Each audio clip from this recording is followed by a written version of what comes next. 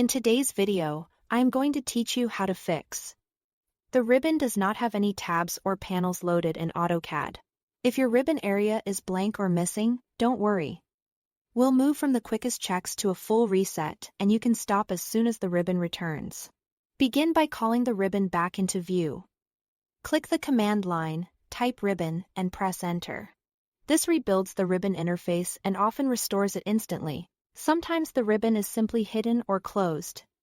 And this command reinitializes it without changing any of your settings. Give AutoCAD a moment to refresh. If the tabs and panels appear, you are done. If not, continue. Next, reload the file that defines the ribbon. Type quiload and press enter to open the customization dialog.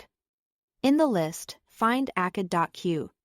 If it's listed, select it and click Unload to clear the current load. Then click Browse. Navigate to your AutoCAD support folder under your user app data. Roaming Autodesk.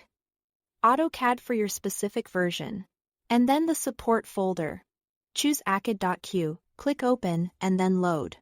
The QX file stores your user interface elements, so reloading it reads a clean copy of the default menus, tabs, and panels. Close the dialog and check the top of the screen.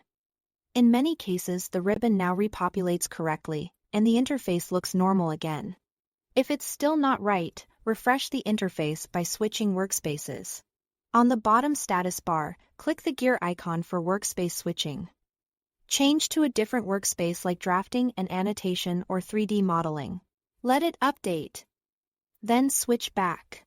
This toggle reinitializes the visible UI and forces AutoCAD to rebuild what's shown, which often brings back missing tabs or panels without changing your actual tools. If none of that works, reset AutoCAD to its default profile, type Options and press Enter. Go to the Profiles tab and click Reset. Note that this returns AutoCAD to factory settings, removing custom profiles and interface tweaks you may have made. Confirm the reset and wait while AutoCAD rebuilds its configuration. You may see prompts as it restores defaults. When it finishes, the ribbon should be back in its standard layout, ready for you to keep working. That's all to it. Thanks for watching.